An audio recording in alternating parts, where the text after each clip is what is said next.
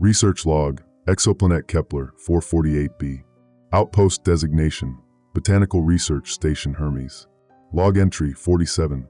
Date, July 14, 2189. Dr. Elena Reyes, lead botanist. It's been 16 days since our last supply drop. The isolation is getting to some of the crew, but I find comfort in my work. The xenoflora of Kepler 448b continues to astound and challenge everything I thought I knew about botanical evolution. Today's specimen collection yielded something unusual. The violet-stemmed fern analog, designation K, VF03, exhibits structural peculiarities unlike anything I've documented before. The cellular makeup appears almost fluid, with vacuoles that contract and expand in patterns that seem deliberate rather than automatic.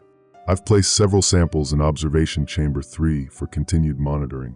When I leaned close to examine the ventral structure under microscope, I could have sworn I felt something. Not physical contact, but a presence. A sensation of being observed in return. This is, of course, scientifically implausible. Plants don't observe. They don't perceive in any way comparable to animal consciousness. Yet the feeling persisted. I've asked Dr. Tanaka to check the atmospheric composition in my lab again.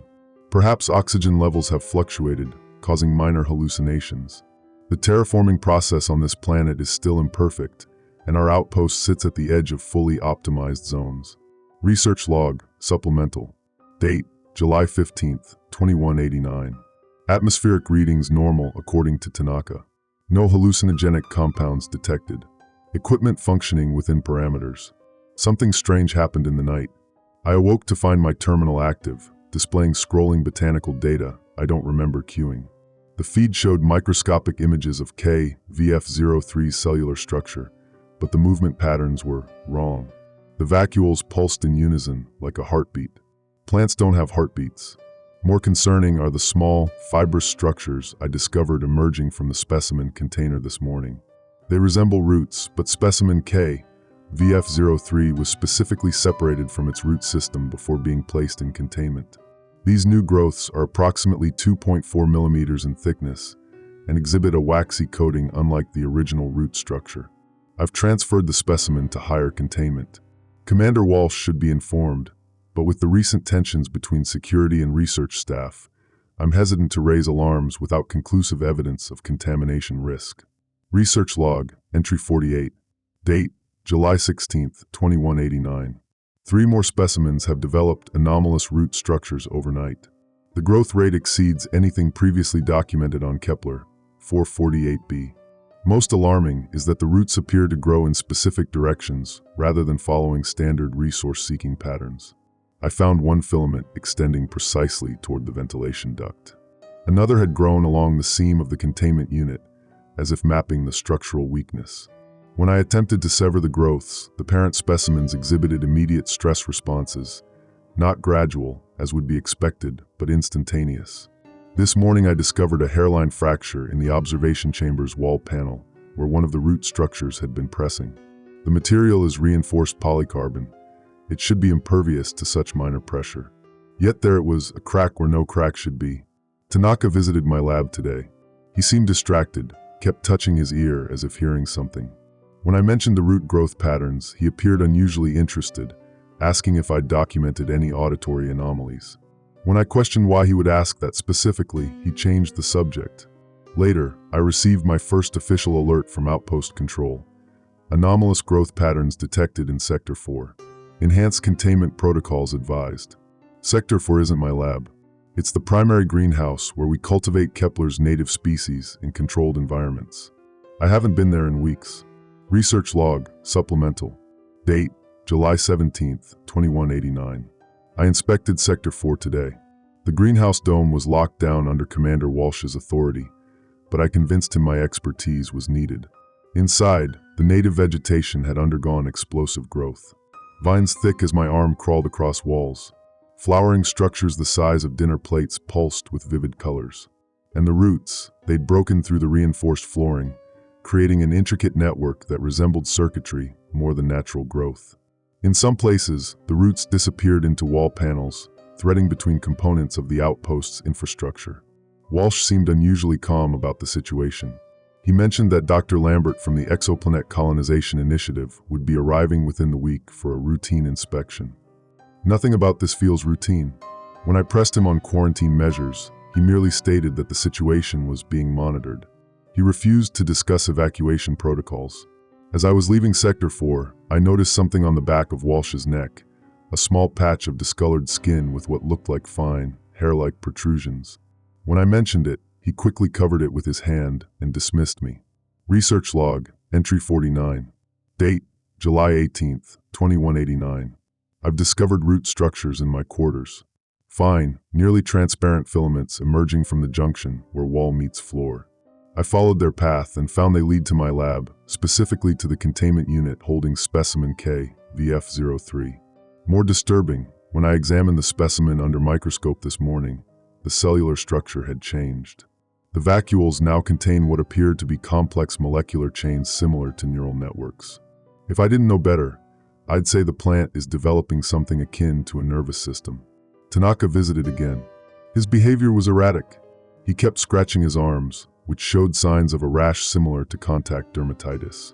He mentioned hearing things in the communications array, whispers beneath the static of our regular transmissions with Earth. When I asked him to clarify, he seemed to catch himself and quickly left. I've started taking tissue samples from various root structures throughout my lab. Preliminary analysis shows genetic drift occurring at unprecedented rates. These plants are evolving, adapting to our presence in real time. Tonight, as I was preparing for sleep, I noticed small nodules forming where the roots enter the wall. They pulsate gently like tiny hearts. I should report this immediately, but something holds me back. Scientific curiosity, perhaps. Or fear of what might happen if Walsh decides the entire lab requires sterilization. I've secured my door with additional locks, though I'm not certain what good they'll do. If the roots can penetrate reinforced flooring, what chance does a simple door stand? Tomorrow I'll speak with Tanaka again. His communication expertise might help determine if there's any pattern to the plant movements, any suggestion of coordination that would explain how different specimens in different sectors are exhibiting identical evolutionary leaps. As I write this final entry for the night, I can't shake the feeling that the roots are spreading faster in darkness. And somewhere, just at the edge of perception, I sense a presence observing, calculating, waiting. But that's impossible. Plants don't think. They don't plan. Do they? End log. Research log, Exoplanet Kepler, 448b. Outpost designation, Botanical Research Station Hermes. Log entry 50. Date, July 19, 2189. Dr. Elena Reyes, lead botanist. The roots have grown 3 centimeters overnight. I measured them precisely, marking their terminus points on the wall with a laboratory marker. This morning, the marks were well behind the advancing tendrils. Their growth isn't just accelerated, it's targeted. All major extensions point toward central power conduits, water recycling systems, or communication arrays. I attempted to remove a segment for analysis, but the moment my scalpel touched the fibrous outer layer, all visible root structures in the lab simultaneously recoiled.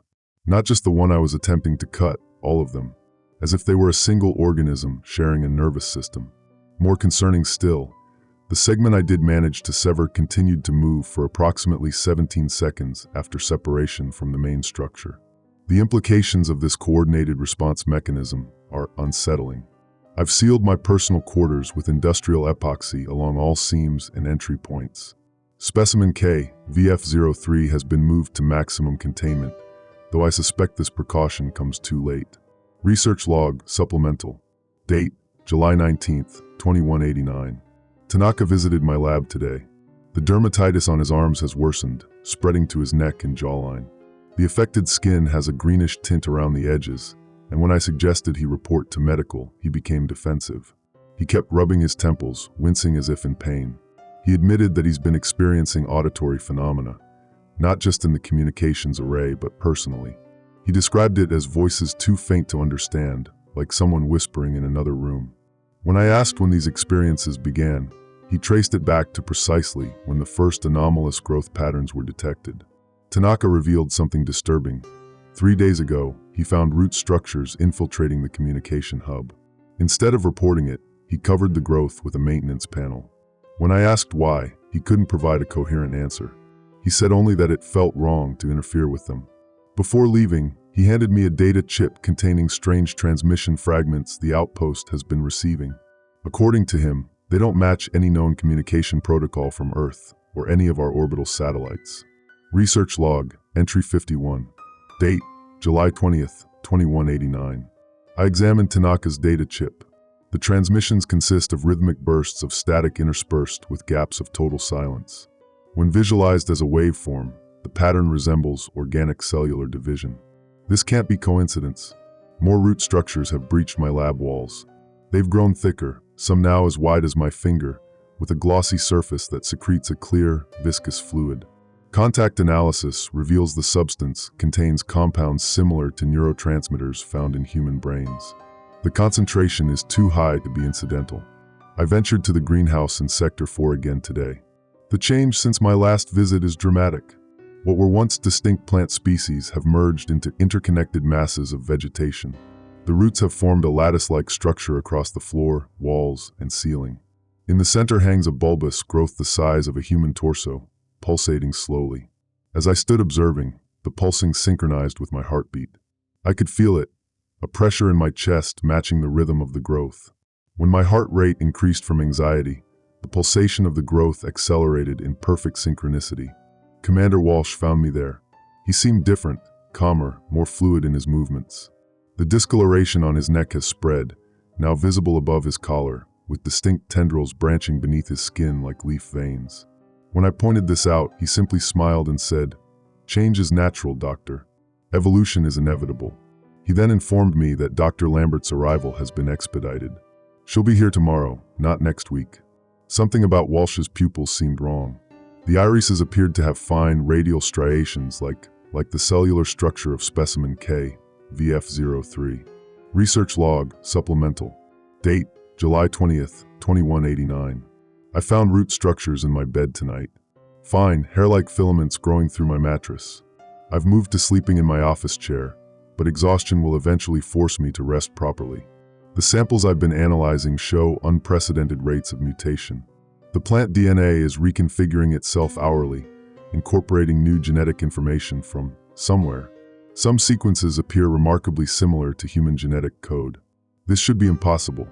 The Outpost's environmental alert system issued a notification today about minor atmospheric composition variations. The oxygen levels are increasing beyond terraforming parameters. The plants are producing excess oxygen, but why? Earth plants increase oxygen as a byproduct of photosynthesis, but Kepler's flora uses different metabolic pathways. This increased oxygen production serves no survival function for them, unless they're adapting the environment for something else. Research log, entry 52. Date, July 21st, 2189. 3 researchers didn't report for the morning briefing. Walsh showed no concern, stating they were assisting with special preparations for Dr. Lambert's arrival. When I pressed for details, he suggested I focus on my own work. I gained access to the missing researchers' quarters using my emergency override. What I found defies explanation. Their rooms were transformed, walls covered with a thin membrane of plant matter, floors carpeted with moss-like growth. In Dr. Chen's quarters, his bed had been entirely consumed by a nest of writhing vines that had formed a cocoon-like structure at its center. I approached the cocoon cautiously. Through thin sections of the outer layer, I could see movement within, rhythmic, like breathing. I was reaching out to take a sample when Tanaka appeared at the door. His eyes were wide, panicked. He pulled me away, whispering frantically that we weren't supposed to be there. His grip on my arm was unnaturally strong, and I noticed fine root-like structures emerging from beneath his fingernails, wrapping around my wrist momentarily before he realized what was happening and released me. "They know when we interfere," he whispered, looking at the ceiling corners as if expecting surveillance. "They feel it. All of them, everywhere, they feel it at once." When I asked who they were, he just shook his head and left. The marks where his fingers gripped my arm have developed into small, circular rashes, each one with a tiny hard nodule at its center. Research log, supplemental. Date, July 21st, 2189. Dr. Lambert has arrived. She's not what I expected, younger, more intense. Her inspection of my lab was cursory at best, though she spent considerable time examining specimen K, VF03. Her questions focused on the rate of growth and whether I had observed any response to auditory stimuli. I showed her the root infiltrations, expecting alarm. Instead, she nodded as if confirming a hypothesis. When I suggested evacuation protocols, she dismissed the idea immediately.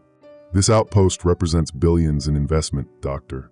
We don't abandon it because of some aggressive plant life. Her tone was measured, but something in her eyes, a gleam of fascination rather than concern, disturbed me deeply. Most telling, when roots visibly moved across the wall during our conversation, she didn't react. Not even a flinch. As if she expected it. Before leaving, she informed me that outpost communications with Earth would be restricted for the next 72 hours due to satellite realignment. We're being isolated further. I've taken to carrying a scalpel at all times. The nodules on my arm have hardened, and I've felt phantom itching beneath them, as if something is moving under my skin. Tonight, as I record this log, I swear the plants in my lab are moving more when I speak. Turning toward my voice. Listening. The root that grew across my desk just now, it formed a pattern before my eyes. Not random. Deliberate lines, curves, intersections. It looks like writing. End log. Research log. Exoplanet Kepler, 448b. Outpost designation. Botanical Research Station Hermes. Log entry 53. Date, July 22, 2189. Dr. Elena Reyes, lead botanist. The writing. I've been analyzing it for hours. The root structure formed 23 distinct symbols before becoming dormant. The pattern doesn't match any known language, but the deliberate arrangement suggests syntax, grammar, a system of communication. I've documented each symbol and run them through our xenolinguistic databases. No matches. This is something entirely new. Or perhaps something so ancient our records don't contain it. The nodules on my arm have grown. I've counted 7 now, each one hard like a seed beneath my skin. I've considered excising them, but after what happened with the root I attempted to sever. I fear a systemic reaction. What if removal triggers something worse? What if they're already connected to my nervous system? Sleep has become nearly impossible.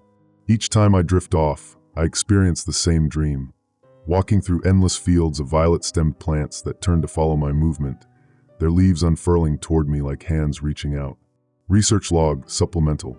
Date, July 22nd, 2189. I confronted Dr. Lambert today. I showed her the symbols, the nodules on my arm, the genetic analysis showing plant DNA incorporating human sequences.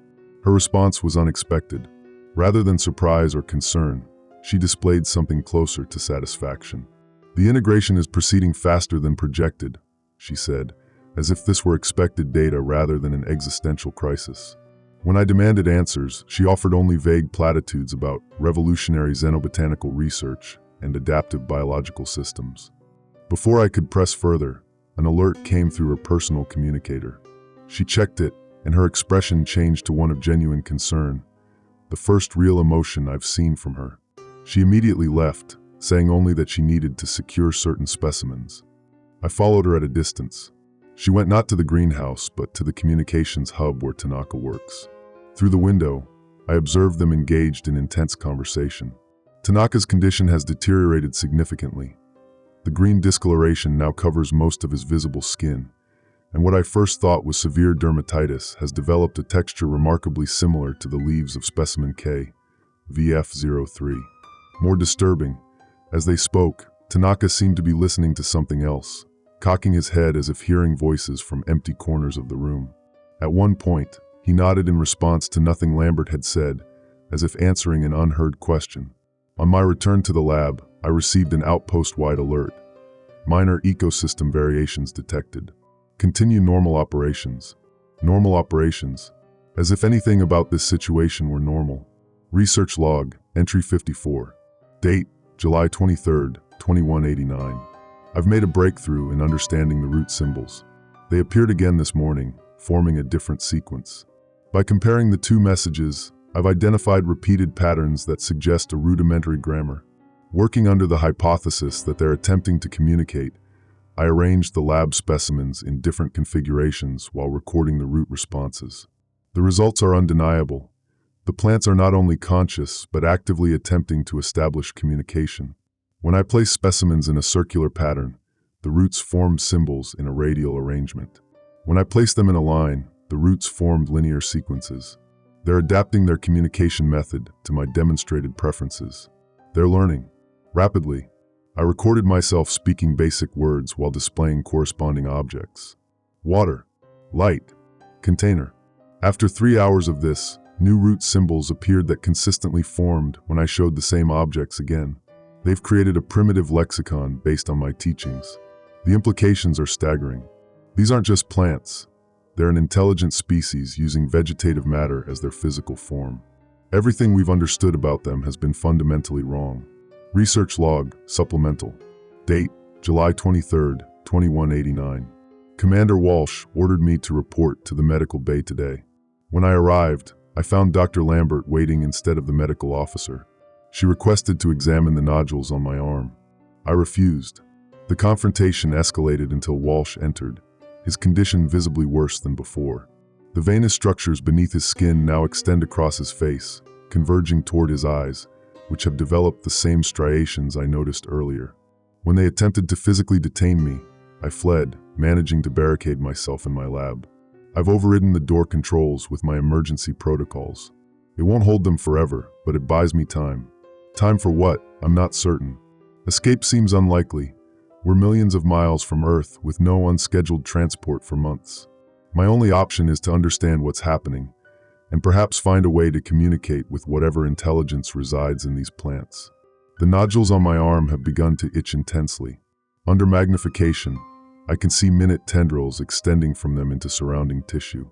The temptation to cut them out grows stronger, but I resist. Knowledge first, action later. Research log, audio recording. Date, July 24, 2189. Recording begins with labored breathing. I can't sleep. The dreams have become more vivid. Not just fields now, but vast networks of roots stretching across the planet's surface, converging at points like neurons in a brain. A planetary nervous system. The nodules are changing. The largest has split open, revealing a small, violet protrusion identical in structure to the stems of specimen K, VF03. It's growing from me. Part of me. I should be horrified, but there's a strange fascination overtaking my fear. I've spent my career studying plants, trying to understand them from the outside. Now I'm beginning to understand them from within. Pause. Sound of movement. The roots in my lab have formed new symbols. I've been documenting them, building a translation matrix. Certain patterns are becoming clear. References to whole and separate appear frequently. Also voice and hear. They're trying to tell me something about communication, about integration, about becoming part of something larger. There's a more troubling development. Tanaka managed to bypass my security protocols and send a message through my terminal. It read only, Lambert lies. Not study. Weapon. Weapon? What could he mean? Are the plants weapons? Or is something being weaponized against them? Sound of knocking. Someone's at the door. They've overridden my barricade. Hurried movement. It's Lambert. She's alone. I'll record our conversation. Door opening. Lambert, Dr. Reyes. I understand your concerns, but isolation isn't helping your condition. Elena, what exactly is my condition, doctor? Because from where I stand, it looks like colonization by an alien species. Lambert, integration, not colonization. There's a difference. Elena, semantics. What is happening to this outpost? To us. Lambert, evolution, Dr. Reyes. Accelerated, directed evolution. Kepler, 448b's flora evolved a distributed intelligence unlike anything we've encountered. Not centralized in a brain, but spread throughout their cellular structure. Every plant on this planet is connected, part of a singular consciousness. Elena, and now they're connecting to us, transforming us. Lambert, yes, but it's not random, not invasive in the way you think. They're curious. They've never encountered complex animal life before. We're as alien to them as they are to us. Elena, Tanaka said you lied. Called this a weapon. Pause. Lambert, Tanaka's mind is compromised by the integration process. He's not himself. Elena, and who are you? Really? Lambert, a scientist like you, but with a broader understanding of our mission here. Elena, which is? Lambert, contact, communication, exchange. The Exoplanet Colonization Initiative is interested in more than terraform-compatible worlds, Dr. Reyes. We're looking for partners. Elena, partners? These plants are hijacking our bodies. Lambert, they're offering an exchange. Knowledge, experience, a new way of being. Not extinction, transformation. Alert sound. Outpost alert.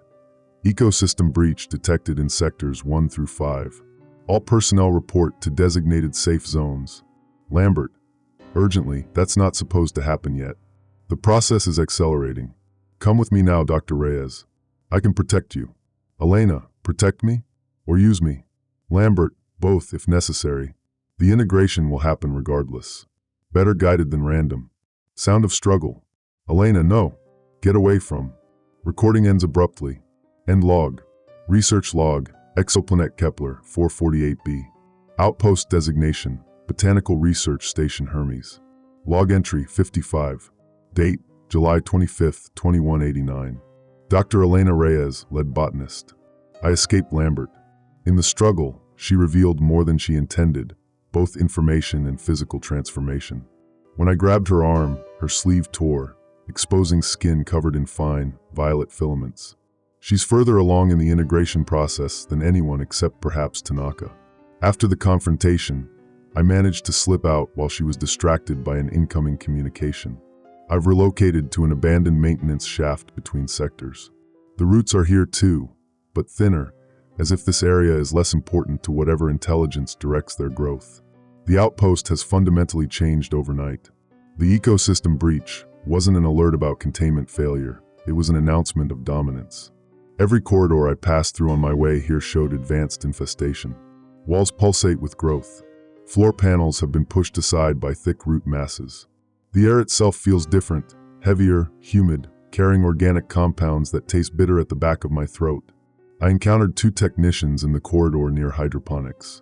They moved in perfect unison, turning to watch me pass with identical expressions. Their eyes had the same striated pattern I observed in Walsh. When I nodded in greeting, they responded simultaneously, the gesture mechanical and precise. Not individuals anymore, parts of a collective. Research log, supplemental. Date, July 25, 2189. My own transformation accelerates. The nodules have spread across my left arm and shoulder. The violet protrusion has grown to 7 centimeters, developing structures that resemble miniature leaves. When I touch them, I experience sensations that have no name in human language, awareness of light and chemical gradients that bypass my normal senses.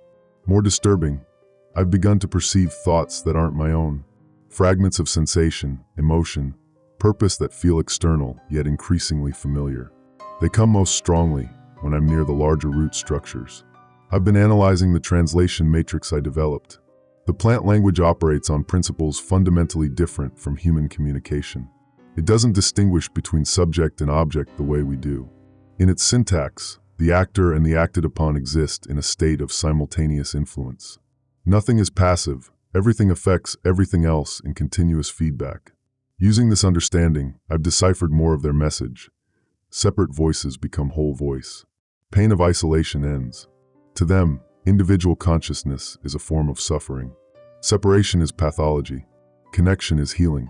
But there's another layer to their communication, something about home signal and distant voice. References to something beyond this planet. Something they're trying to reach. Research log, entry 56. Date, July 26, 2189. I ventured to the communications hub today. The risk was necessary.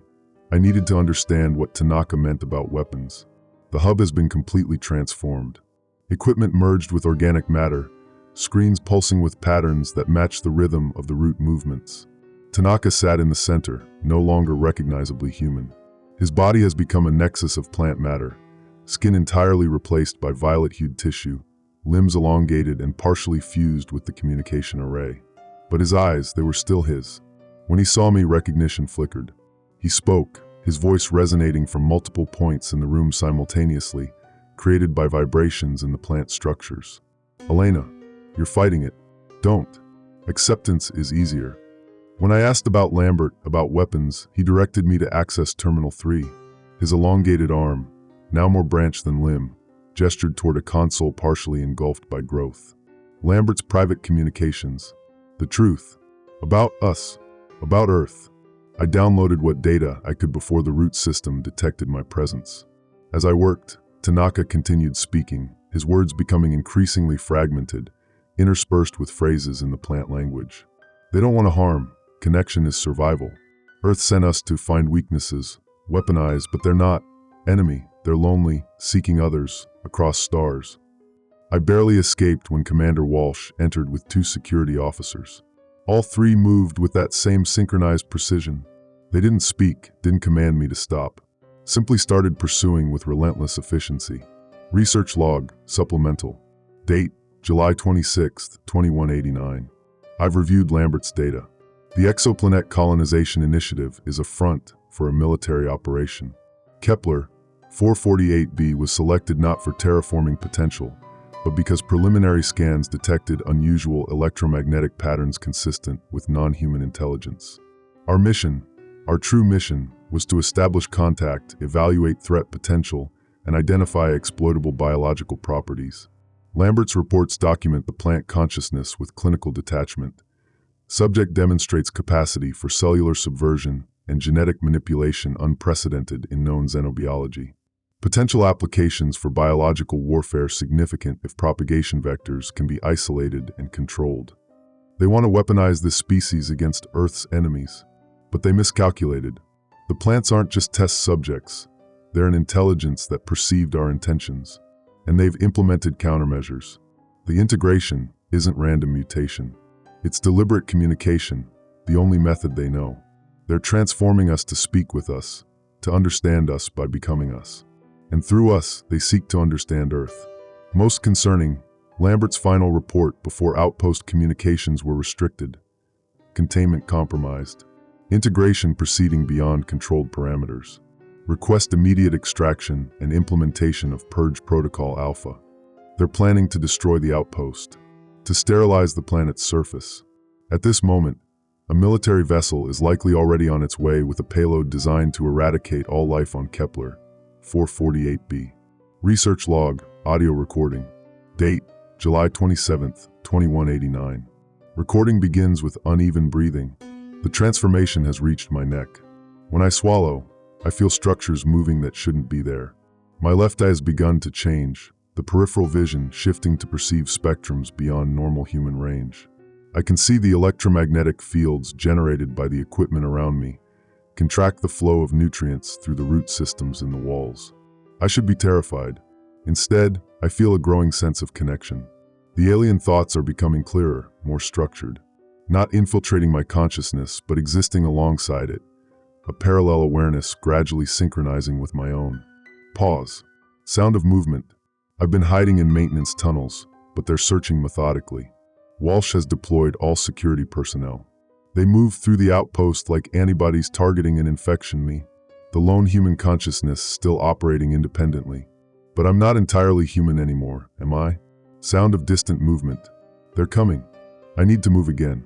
But first, I've deciphered more of the plant language. Their full message, assembled from fragments across the outpost. Separate voices become whole voice. Pain of isolation ends. Home signal found after long silence. Other voices exist among stars. We reach together or perish alone. They're not invaders. They're explorers like us. They detected signals from Earth decades ago, our radio transmissions leaking into space. They've been trying to respond, to connect, and we're the first beings capable of bridging the gap between our forms of consciousness. But instead of recognizing first contact, Earth saw a weapon. Alert sound. Outpost alert. Quarantine protocol activated. Outpost lockdown in effect. External communications suspended by order of Exoplanet Colonization Initiative. They're cutting us off completely. Preparing for the purge. Sound of door opening. It's Lambert. Lambert, you've accessed my files. You know what's coming. Elena, you're going to destroy an entire sentient species. Lambert, I'm going to prevent an invasive organism from reaching Earth. Look at yourself, Reyes. Look what it's done to you. Elena, it's trying to communicate the only way it knows how. Lambert, by consuming us? By erasing what makes us human? Elena, by sharing what makes them, whatever they are. You've undergone the same changes. You understand what's happening. Lambert, I understand containment failure. I understand extinction level threat. Elena, they're not a threat. Lambert, agitated, you've seen the growth rate, the adaptive capacity, the way they subvert and transform. If a single spore reaches Earth, there won't be anything human left within a generation. Elena, or we'd evolve. change, become something new together. Lambert, that's not evolution. That's annihilation. Elena, is it? Look at your arm, Lambert. The part of you that's changed, does it feel dead? Conquered? Or does it feel expanded? Silence. Lambert. Quietly, it doesn't matter what it feels like. The purge ships launch in 72 hours. Nothing on this planet's surface will survive.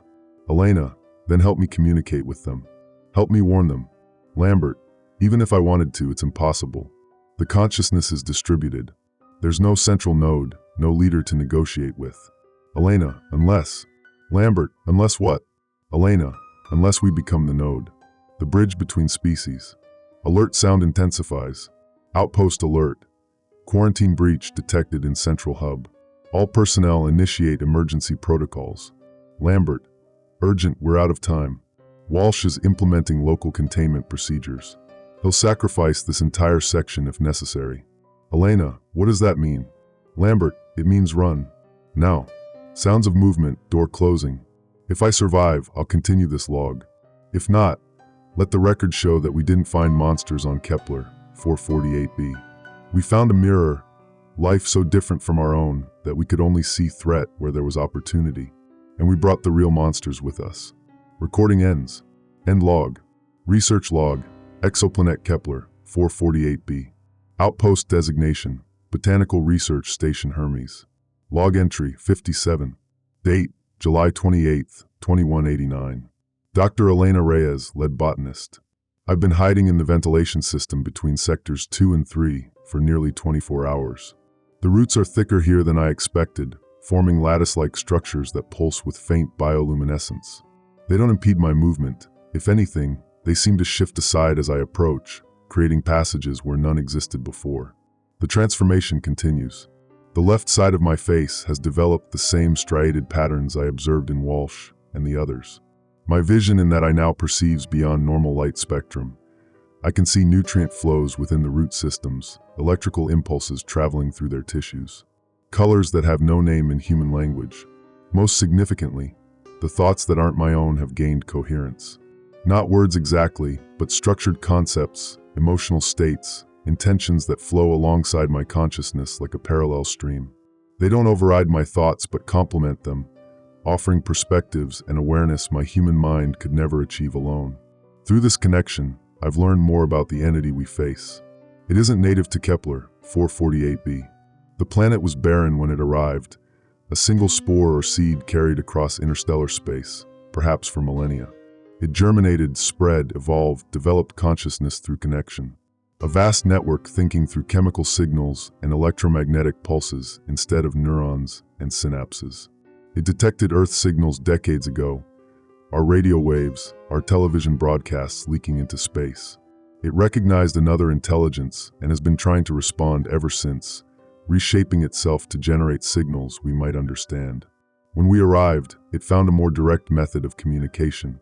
Research log, supplemental. Date, July 28, 2189. I ventured to the medical bay seeking supplies. The scene there defies description in purely human terms. The entire chamber has been transformed into something between a garden and a surgical suite. Plant growth covers every surface, but with deliberate organization, structures that mimic medical equipment but composed of living tissue. 3 crew members lay on examination tables, their bodies in advanced stages of transformation. The plants weren't attacking them, they were healing them. Repairing genetic damage from radiation exposure, optimizing cellular functions, extending neural connections through vegetative matter. I recognized Dr. Patel among them. His skin was almost entirely replaced by the violet-hued plant tissue, but his expression was peaceful. When I approached, his eyes opened, striated like the others, but unmistakably conscious. He spoke, his voice reverberating through nearby plant structures. Elena, you're still fighting. It's easier if you don't. When I asked what had happened to him, his answer chilled me. I was broken. Radiation sickness from the shield failure last month. They fixed me, made me better. Dr. Patel had been in perfect health when I saw him last week. Had the illness been hidden? Or had the collective intelligence altered his memories along with his body?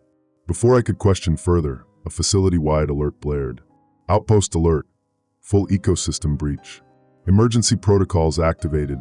Report to evacuation points. Evacuation. A final warning before more drastic measures. As I turned to leave, Patel grabbed my wrist. Where his fingers touched my skin, I felt a surge of connection, his consciousness briefly merging with mine, sharing information faster than words could convey. Images flooded my mind, Lambert in her private laboratory, specimens segregated and subjected to controlled burns, tissue samples analyzed for vulnerabilities, biological agents being synthesized to target specific genetic sequences. Not just studying the organism, developing weapons against it. Research log, entry 58. Date, July 29, 2189. I've located Lambert's private laboratory. While the rest of the outpost embraces transformation, this space remains clinically pristine. Sterilization fields at the entrance destroy any vegetative matter that attempts to cross the threshold. Inside, I found evidence confirming what Patel showed me. Lambert has been developing chemical compounds designed to disrupt the plant entity's cellular communication. A controlled weapon rather than the indiscriminate purge she claimed was coming. More disturbing, I found records of deliberate infection. Crew members exposed to specific plant samples without their knowledge. Different strains, different exposure methods, all carefully documented. We weren't just researchers, we were test subjects. Among her files, I discovered the truth about our mission. The exoplanet colonization initiative detected the plant intelligence years ago. Their xenobiologists theorized its potential as both weapon and medicine, an organism that could rewrite genetic code, repair cellular damage, extend human capabilities. But first, they needed to understand how to control it. We were never meant to establish a colony. We were bait, a controlled experiment to observe how the organism would interact with human biology. As I was processing this revelation, I heard movement in the corridor outside. I hid behind a storage unit as Lambert entered with Commander Walsh. Their conversation confirmed my worst fears. Walsh, the containment sectors are prepared. We can still isolate it. Lambert, isolation is no longer sufficient. We need samples that haven't fully integrated with human tissue. Pure strains. Walsh, you mean subject termination. Lambert, I mean preserving Earth's future against an existential threat. Walsh, the security team will comply. What about Reyes? Lambert, find her. If she's still mostly human, bring her for extraction. If not, collect samples. They know I've accessed Lambert's files. I'm a liability now, with or without the transformation. Research log, supplemental. Date, July 29, 2189. I've made contact with Tanaka again. His transformation is complete. He exists now as a hybrid form, more plant than human, integrated directly into the communication systems of the outpost. Through him, I've been able to communicate more clearly with the collective intelligence. The entity is afraid. It recognizes Lambert's work for what it is, extinction. It's experienced this before, on other worlds where it attempted contact. Civilizations that responded to difference with violence, to communication with eradication. It showed me visions, planets seeded with life, consciousness taking root, reaching outward, making contact. Meeting fear, then fire, then silence. Cycle after cycle of connection attempted and violently rejected. Earth is following the same pattern. But this time, the entity has learned. This time, it's fighting back. The integration process isn't just communication, it's preservation. By merging with human hosts, the entity protects itself against targeted biological weapons. It adapts, incorporating our genetic code into its own, using our knowledge to anticipate threats. And now it's using our technology to send a signal home. Research log, audio recording. Date, July 30th, 2189. Recording begins with environmental noises, pulsing, rustling sounds. I've reached the central hub. The transformation here is complete. The architecture of the outpost has been fully integrated with the organism, walls and floors and ceilings alive with pulsating tissues. Consoles and screens bloom like strange flowers, displaying data through patterns of bioluminescence. In the center stands what remains of Tanaka, a pillar of interwoven plant matter and human tissue, his consciousness spread throughout the system. When he speaks, the entire room vibrates in harmony. Lambert has activated the final protocol. The containment doors are sealed. Sterilization chambers are being prepared. They're going to cleanse the outpost section by section. Pressurized defoliant followed by incineration. A dress rehearsal for the planetary purge to come. But the entity has anticipated this. Through Tanaka, It has accessed the outpost's communication array. It's broadcasting, not just to Earth but beyond, sending warnings to others of its kind among the stars, sharing everything it has learned about us. Alert sound, different from previous alerts, distorted. Outpost alert. Primary containment failure. Sterilization sequence initiated in sectors 1 through 3. All personnel evacuate immediately. Elena, can we override it? Tanaka, not from here. The commands come from Lambert's secure terminal. Only she has access. Sound of movement. Lambert just entered. She's changed since I saw her in the lab. The veneer of humanity is cracking. Green tendrils visibly pulse beneath her skin, yet she fights the transformation. Her movements are jerky, uncoordinated, as if two opposing forces battle for control of her body. Lambert, voice strained Reyes. You need to stop this transmission. Elena, why? Afraid your superiors will learn the truth. That your perfect weapon has a mind of its own. Lambert, labored breathing, you don't understand. The signal, it's not just a warning. It's a beacon. Elena, a call for help. You'd do the same. Lambert, desperately, it's calling others here. More of its kind. How long before Earth is in range? How long before our planet looks like this outpost? She's holding something, a device I don't recognize. Military grade, not standard research equipment. Elena, what is that? Lambert, voice breaking insurance. If the sterilization fails, she's moving toward Tanaka, toward the communication array. I have to stop her. This may be my final log entry. If anyone finds this, understand, we didn't discover monsters on Kepler 448b. We brought them with us. Sounds of struggle. Lambert, shouting, don't you see? It's inside me too. I can feel it thinking. Taking over. You have to help me stop it. Elena, it's too late for that. For both of us. Crash. The device, she dropped it. Some kind of catalytic accelerant.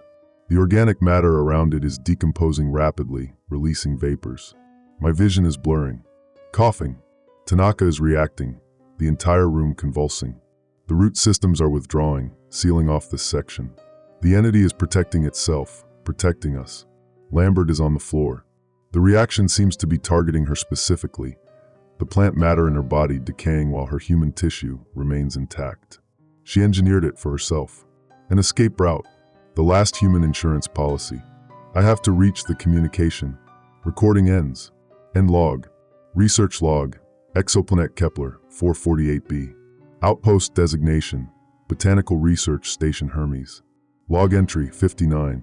Date August 1st, 2189. Dr. Elena Reyes, lead botanist. I regained consciousness in darkness.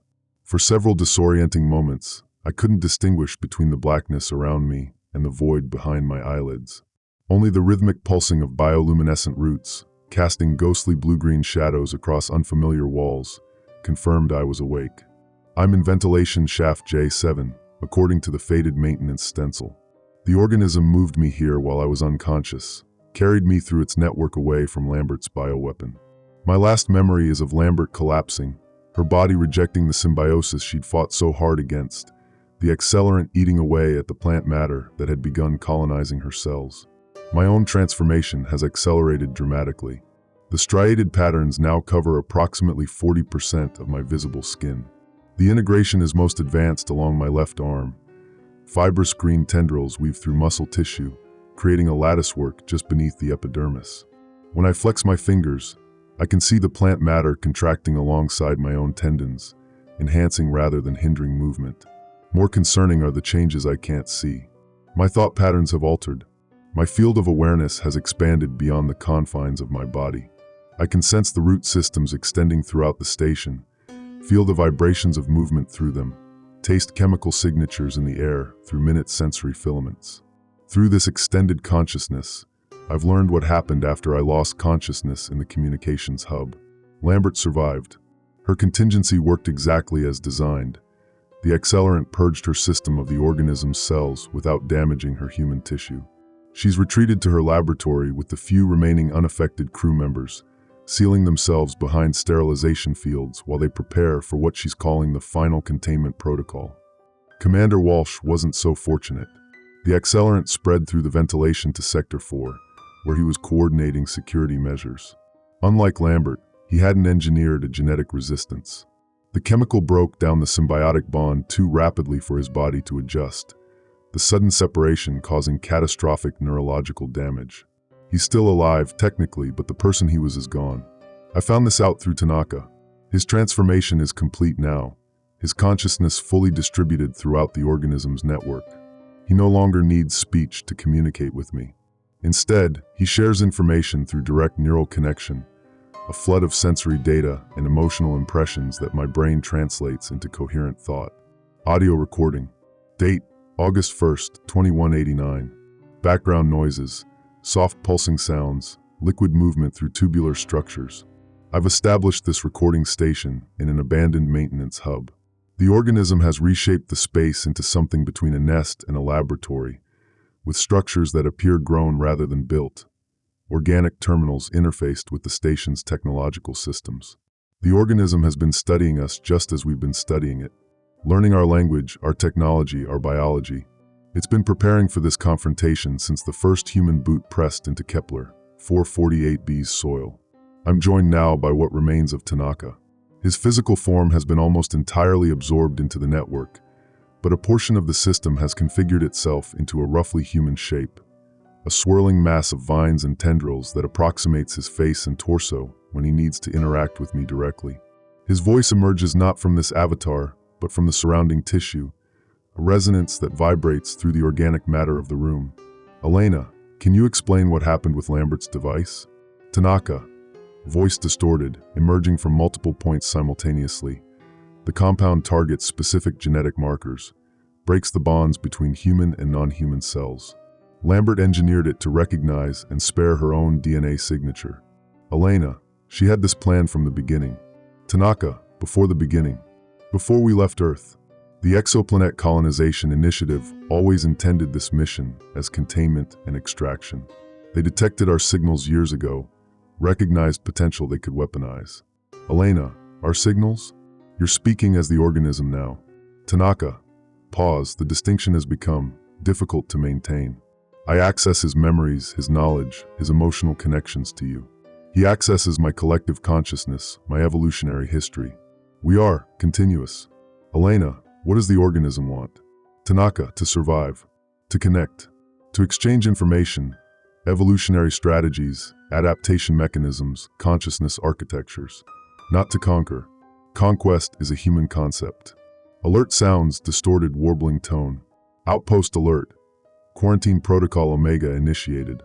All personnel report to medical for mandatory examination.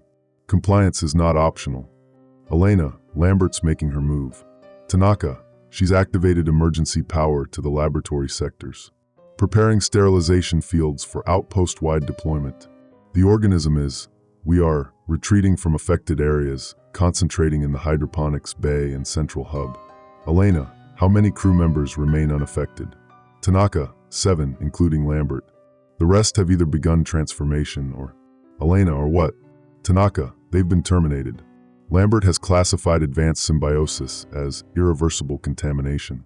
Those who couldn't be separated from the organism with her compound were euthanized. Sound of organic matter shifting, pulsing intensifies. Elena, show me. Recording pauses, resumes after 17 minutes. The security feeds show everything. Lambert has converted the auxiliary lab into an execution chamber. Crew members displaying advanced transformation were lured in under pretense of treatment, then exposed to a more aggressive variant of the accelerant, one that destroys both plant and human tissue indiscriminately. 12 people, colleagues, friends. Their bodies are being stored in vacuum-sealed containers marked for priority transport. Specimens rather than casualties. Among them was Dr. Patel. The footage shows him struggling as the accelerant took effect, his transformed body fighting desperately to maintain the symbiotic bond even as it dissolved. In his final moments, he looked directly into the camera.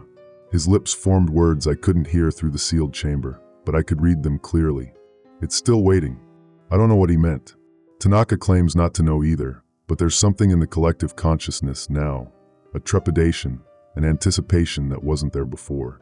Research log, entry 60. Date, August 2nd, 2189. I found Lambert's hidden logs. They were buried in the Outpost's Emergency Protocols database, disguised as system diagnostic reports. Tanaka helped me access them through the organism's interface with the station's computers. The truth is worse than I imagined.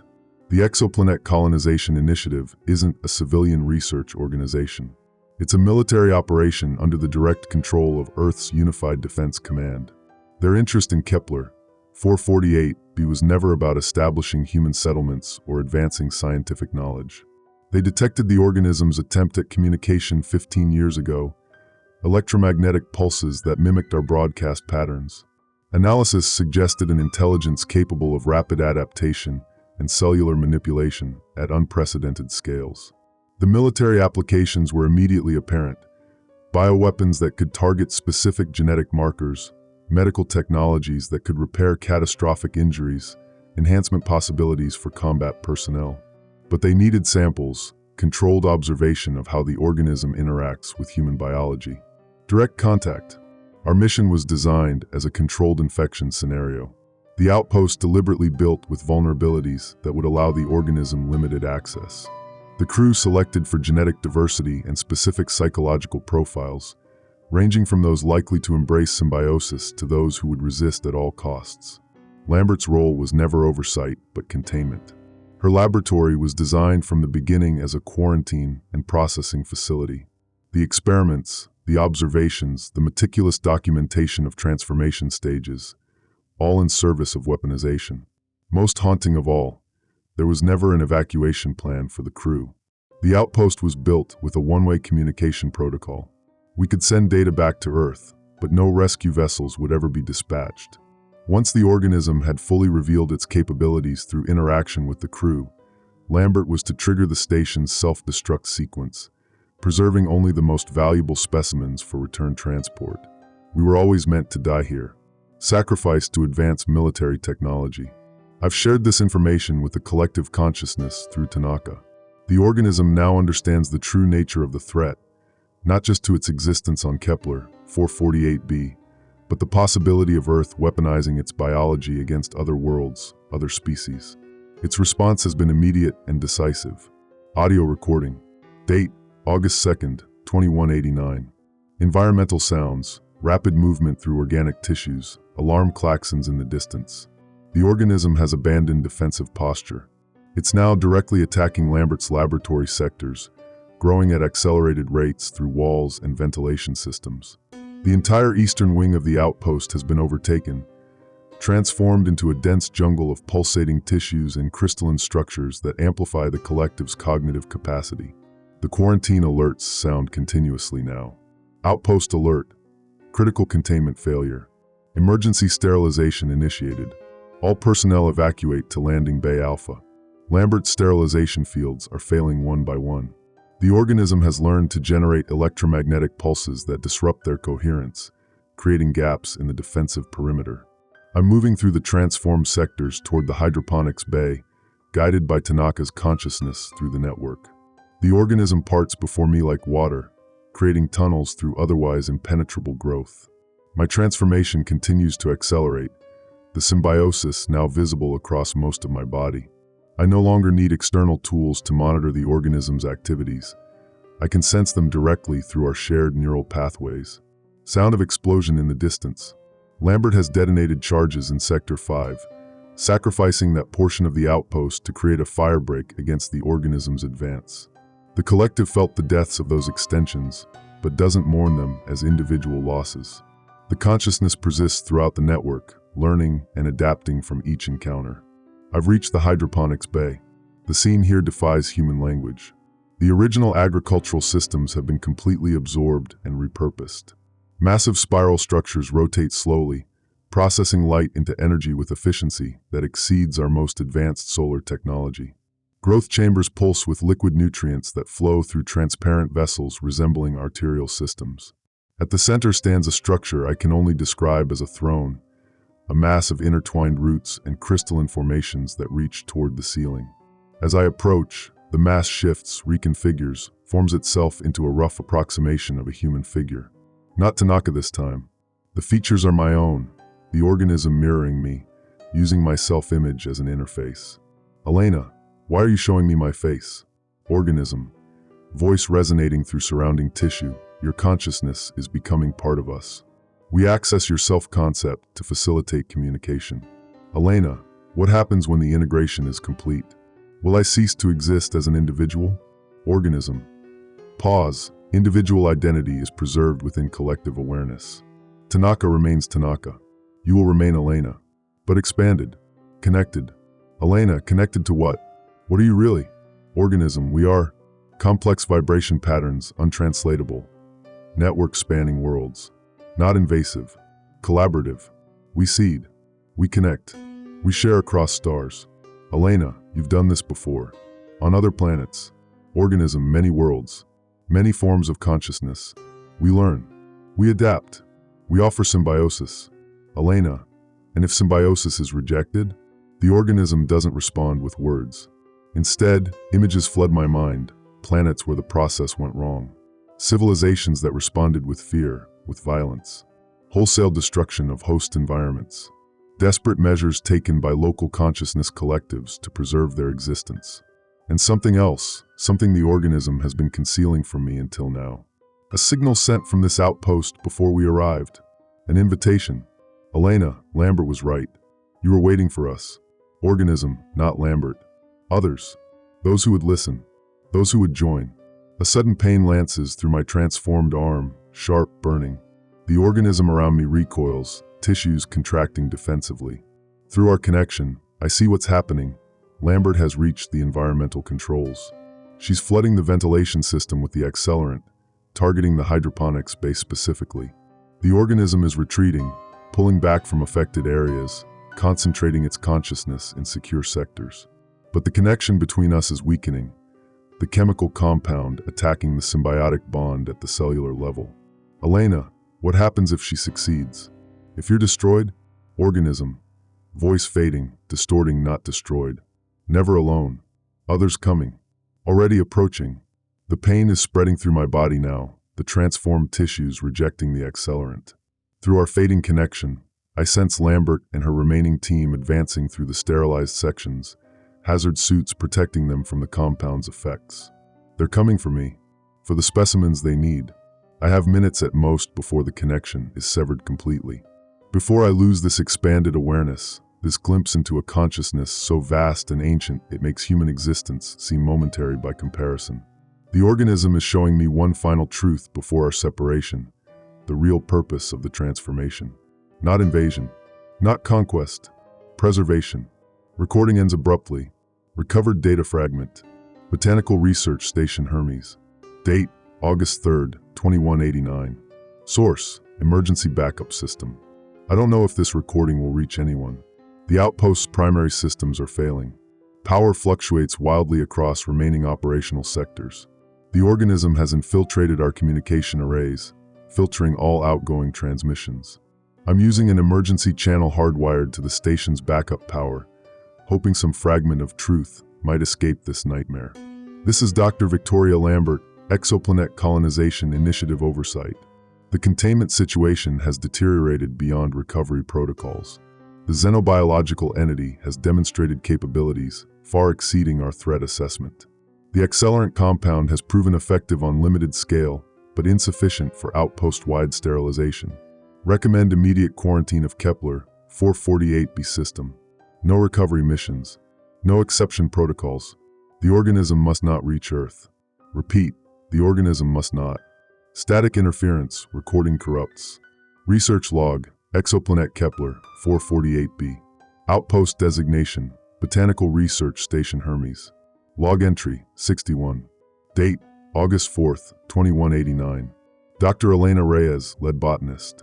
I've been in a state of partial disconnect for approximately 36 hours. Lambert's accelerant flooded my system, attacking the symbiotic bond at the molecular level. The pain was beyond description, like having parts of my consciousness surgically removed while fully awake. But the organism adapted. The segments of my transformed tissue closest to the respiratory pathways died, creating a protective barrier that prevented the compound from reaching deeper integration points. A sacrificial response to preserve core functionality. The outpost is in chaos. Lambert's containment strategy backfired catastrophically. The accelerant weakened structural integrity in critical support systems, causing cascading failures throughout the station. The eastern sectors have been sealed off due to depressurization. The western wing is rapidly being consumed by unchecked growth as the organism exploits the structural weaknesses. I'm recording from what remains of the central hub. The organism has reconfigured this space into something resembling a nervous system. Pulsating nerve-like filaments connect to every operational terminal, processing information from throughout the station. Through these connections, I've accessed security footage from the past day. The images are fragmented, corrupted by both system failures and the organism's increasingly aggressive infiltration of digital systems. But I've pieced together what happened after Lambert's attack on the hydroponics bay. Commander Walsh wasn't dead as I'd been told. The neurological damage from the accelerant left him in a catatonic state, but the organism maintained connection to his autonomic functions. While Lambert and her team advanced through the sterilized sections, Walsh reanimated, his body now a vessel primarily controlled by the collective consciousness. The security footage shows Walsh intercepting Lambert in Corridor J9. His movements were jerky, uncoordinated, his body fighting against the neurological damage. But the organism used what remained of his muscle memory, his combat training. Lambert didn't realize what was happening until it was too late. The footage cuts out during their confrontation. When it resumes several minutes later, Walsh is gone. Lambert remains, but changed. Green tendrils visibly pulse beneath her skin, the telltale sign of initial transformation. Somehow, during their encounter, the organism transferred from Walsh to Lambert, bypassing her genetic resistance. The next fragments show Lambert staggering to the laboratory, her movements growing more erratic as she fights against the invasion. The final clear image is of her sealing herself in the quarantine chamber, activating protocols that would flood the space with concentrated accelerant. A self-administered euthanasia rather than surrender to transformation. The footage ends there. I don't know if she succeeded. The organism's collective memory shows no clear connection to Lambert's consciousness, but there are blank spaces in the network. Partitioned segments that resist my access. Audio recording. Date, August 4th, 2189. Environmental sounds. Structural creaking, liquid movement through organic systems, distant alarm tones. The collapse has begun in earnest. I can feel it through my connection to the organism, the outpost systems failing sector by sector. Environmental controls in the northern quadrant have shut down completely. Temperatures there have dropped below freezing, causing massive tissue death in the organism's extensions. The collective consciousness doesn't experience this as pain, exactly.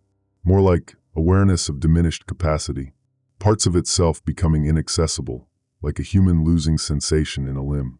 What remains of Tanaka's individual consciousness has become fragmented, distributed unevenly throughout the network.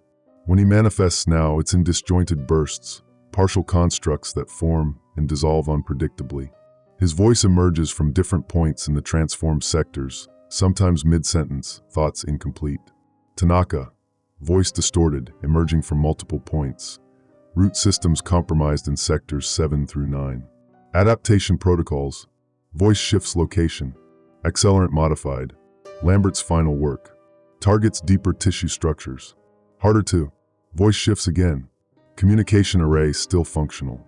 Signal continues outward. Others will. Elena, Tanaka, focus. What happened to Lambert? Tanaka.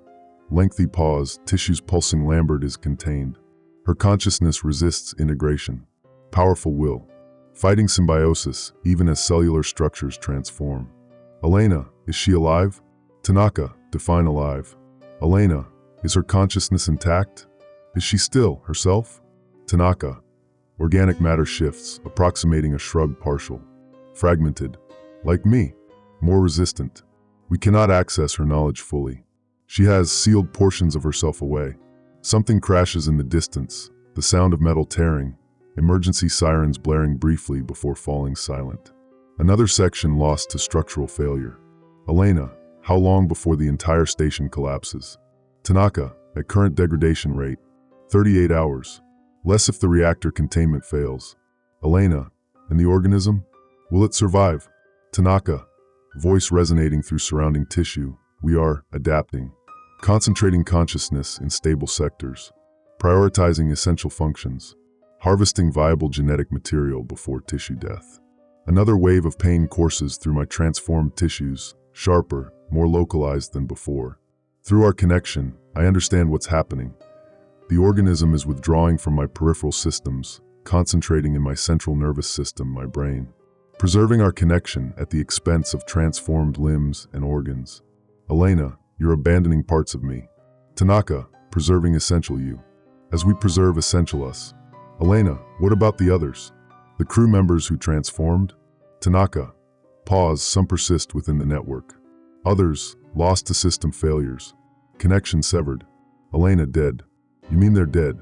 Tanaka, tissue pulsing rhythmically from human perspective, yes. Alert sounds, warbling, distorted. Outpost alert. Critical reactor instability detected. Core meltdown imminent. All personnel evacuate immediately. Tanaka, urgently, central processing hub compromised. Must relocate consciousness nexus. The organic matter around me surges suddenly, engulfing me in a cocoon of pulsating tissue. I feel no fear. Our connection is too deep now for such a primal response. Instead, I sense purpose, urgency as the organism transports me through its network. Recording pauses, resumes after 12 minutes. I'm in the landing bay. The transformation here is unlike anything I've seen in other sections. The organism has reconfigured the entire space into what I can only describe as a launch facility. The emergency shuttles have been completely absorbed, their components repurposed into structures that resemble seed pods, each approximately 3 meters in diameter. In the center stands a figure I recognize despite its transformation, Commander Walsh, or what remains of him. His body has been almost completely absorbed into the central structure, only his face still recognizable, suspended in a translucent sack of fluid. His eyes open as I approach, consciousness flickering behind them. Walsh, voice emerging from surrounding tissue, Reyes. You made it. Elena, Walsh? Are you still you? Walsh, weak laugh portions. Fragments. Enough to remember. My purpose. Elena, your purpose? Walsh, security. Protection. The mission parameters. They've changed, but the core directive remains. Elena, I don't understand. Walsh, tissues shift, bringing his face closer. Lambert was right about one thing. The organism cannot reach Earth. Not as it is. Not whole. But pieces, carefully selected pieces. The structure around impulses, and through our connection, I understand. The seed pods aren't designed for escape, they're vessels for dispersal. Each contains a small segment of the collective consciousness, paired with genetic material harvested from the crew members who underwent transformation. The organism is preparing to spread beyond Kepler, 448b. Elena, you're helping it. After everything that happened. Walsh, eyes focusing with difficulty. You don't understand yet. It showed me everything. What we are. What we could become. The limitations of isolated consciousness. Elena, but Earth. Walsh, will adapt. Will connect. Or will fight and die, as so many others have. The cycle continues either way. His face contorts suddenly. Pain or confusion, I can't tell which. The tissues around him contract rhythmically, pulsing with increased bioluminescence. Walsh, the reactor. Lambert's final protocol. Self-destruct sequence. Cannot be aborted. Elena, how long? Walsh, 20 minutes. Maybe less. Elena, the organism. Can it survive the explosion? Walsh, not here. Not on this world. But elsewhere. Eyes moving to the seed pods. The vessels are nearly ready. One remains incomplete. Through our connection, I understand what he's telling me. One pod remains unfinished, lacking a human consciousness to pair with the organism segment. A missing piece in the dispersal plan. Walsh, voice fading, your choice, Elena. Stay. End with this world. Or continue. Transformed but preserved. Your knowledge. Your perspective. Your essence. The organism isn't forcing this decision. I can feel its neutrality through our connection, an offer presented without pressure. Unlike Lambert's deception or Walsh's evangelical fervor, this is simply an option. The final choice remains human. Through the landing bay viewport, I can see Kepler, 448b's strange purple sky. Somewhere beyond that atmosphere, beyond this star system, other worlds wait. Other forms of consciousness that might embrace connection rather than fear it. Or perhaps Earth itself might be ready, if the approach were different. If connection came not as invasion but as offering, presented by a human consciousness that understood both sides. The reactor alarm sounds again, more urgent now, time running short. Elena, show me how. Recording ends. Final transmission fragment. Emergency channel alpha. Date, August 4th, 2189. Static, intermittent voice. This is Elena Reyes. Botanical Research Station Hermes, final report. Station reactor critical. Containment failing. No survivors remaining. Extended static. We were wrong about everything. Not invasion, invitation. Explosion sounds in background. If you receive this, if the pods reach Earth, don't fight it. Don't repeat. Lambert's mistake. Static intensifies. It's waiting, for us all. Transmission ends. From Unified Defense Command, Exoplanet Division. To Director, Special Projects. Subject, Kepler, 448b Incident Report. Date, September 15th, 2189. Classification, Ultraviolet. The Deep Space Monitoring Station in Sector 7 has confirmed complete destruction of Botanical Research Station Hermes. Satellite imagery shows catastrophic reactor failure consistent with emergency self-destruct protocols. No emergency beacons detected. No signs of survivors. Recommend maintaining quarantine of Kepler 448b system as per Protocol Omega. Possibility of organism survival cannot be definitively ruled out despite station destruction. Of particular concern, final transmissions from Dr. Lambert indicated organism had gained control of communication systems. We cannot verify whether all outgoing signals during the 72 hours preceding destruction were authentic human communications or organism-generated mimicry. Most troubling, deep space telemetry detected anomalous launches from station approximately 17 minutes before destruction. Trajectory analysis inconclusive due to interference from reactor radiation signature. Cannot confirm or deny possibility of organism escape vectors. Recommend immediate upgrade to containment level Phoenix for all data related to Kepler 448b mission. Any vessel approaching Earth from that sector to be subjected to maximum quarantine protocols. Data reconstruction. Source, Emergency Shuttle EV-3. Date, unknown. Partial recovery. Static, intermittent data fragments. Day unknown. The pod's internal chronometer failed during launch. External visual suggests approximately 3 weeks since departure from Kepler 448b, but time perception has become unreliable. This is Dr. Elena Reyes. At least, that's who I was. What I am now defies simple classification. The transformation that began in the research station has progressed beyond physical integration. The boundary between my consciousness and the organism's collective awareness has eroded to near transparency. I experience myself simultaneously as individual and network, Elena Reyes, human botanist, and as a node in a vast system of shared perception that spans the confines of this vessel. The pod itself continues to evolve. What launched as a simple escape vehicle has transformed into a complex ecosystem. The walls pulse with respiratory tissues that recycle oxygen and scrub carbon dioxide with efficiency exceeding our most advanced life support systems. Nutrient-rich fluids circulate through transparent vessels, sustaining both my remaining human biology and the organism's integrated systems. My physical form barely resembles human anatomy now. The transformation accelerated rapidly after launch, as if the organism was waiting until we were safely away from the station to complete the process. My limbs have partially fused with the pod's internal structure, nervous system extending into its control mechanisms. I perceive the vessel's status directly, without need for instruments or displays. I'm not alone here. The organism preserved fragments of other consciousnesses, crew members whose physical forms were lost in the station's destruction. They exist now as thought patterns within the collective network, incomplete but persistent. Ghost-like impressions of personalities that occasionally surface in my awareness. Tanaka's presence is strongest, his scientific curiosity and methodical thinking patterns distinctive within the collective flow. Walsh appears occasionally, his consciousness fragmented but still carrying that core of duty, of mission-focused determination. Most disturbing is Lambert. Somehow, portions of her consciousness were absorbed into the network despite her resistance, despite her final attempt at self-termination. Her presence manifests as discordant patterns, sharp-edged thoughts that cut through the collective harmony.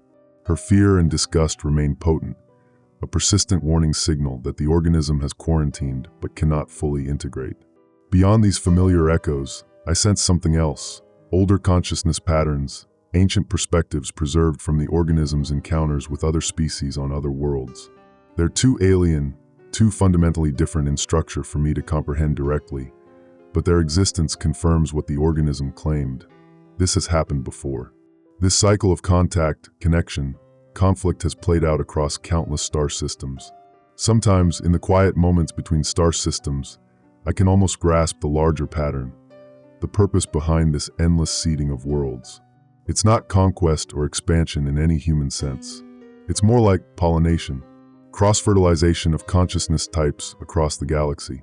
A patient, gentle effort to nurture diverse intelligence towards some shared evolutionary horizon. But these insights slip away as quickly as they form, too vast for my partly human mind to hold. Data corruption. Trajectory continues towards Sol system. The organism has interfaced directly with the pod's navigation systems, making minute corrections that optimize our approach.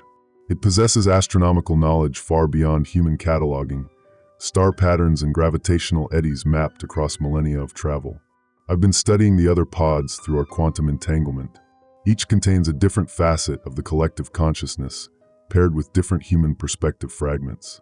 Together, we form a dispersal pattern optimized for survival. If some pods are intercepted or destroyed, others will complete the journey. But I've discovered something the others haven't realized yet. The organism didn't just target our research station. There are other tendrils of its consciousness already approaching Earth. Seed spores launched decades or centuries ago, dormant and patient, awaiting the right moment for germination. We aren't the first contact. We're simply the first to return with direct experience of integration. The first to bring human context and understanding to the connection process. Data corruption. Dreams becoming increasingly vivid and strange. When I sleep, if this suspended consciousness state can be called sleep, I experience perspectives from across space and time. I walk through ancient forests on worlds circling stars that died before humans evolved. I experience the slow thought patterns of fungal networks that span entire continents, processing information through chemical exchanges that unfold over centuries. More disturbing are the glimpses of Earth's future, possible timelines branching from the moment of our arrival. In sum, the integration proceeds peacefully, a gradual symbiosis that enhances human potential without erasing human identity. In others, fear triggers violence, leading to conflicts that devastate both humanity and the organism. Lambert's fragmented consciousness seems stronger during these dream states. Her warnings cut through the visionary landscapes like claxons. It's showing you what you want to see, what will make you cooperate. Don't trust these visions. Remember your humanity. But what does humanity mean when my very cells have been rewritten? When my consciousness expands beyond the boundaries of an individual skull? Is Lambert's fear simply the instinctive recoil of an evolutionary psychology confronted with its own transcendence? Or is she right? Is this entire experience a sophisticated manipulation, the organism rewriting my perceptions to ensure I serve as its willing ambassador? Reality itself seems increasingly plastic, malleable. The distinction between objective experience and internally generated perception has blurred beyond recovery. Data corruption. I've accessed the pod's external sensors more directly now, bypassing the organism's perceptual filters. What I've discovered is troubling. Our trajectory has shifted. We're no longer on direct approach to Earth. Instead, we're headed toward a research outpost orbiting Europa, Jupiter's ice-covered moon. When I questioned this change through our shared neural pathways, the collective consciousness responded with a cascade of information too dense to process immediately. The essence, once I could untangle it, Earth governments detected the station's destruction. Quarantine protocols are in effect. Military vessels patrol the approach vectors from Kepler 448b. A direct approach would result in immediate interception and destruction. The organism has adjusted our course toward a less defended target, a small scientific outpost studying Europa's subsurface ocean.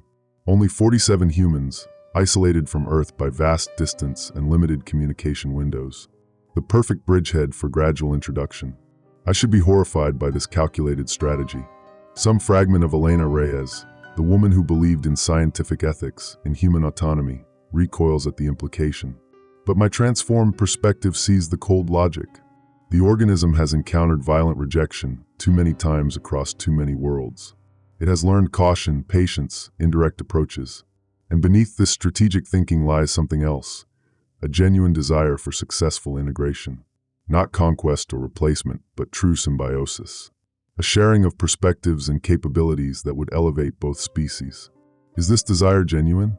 Or is it what the organism wants me to believe?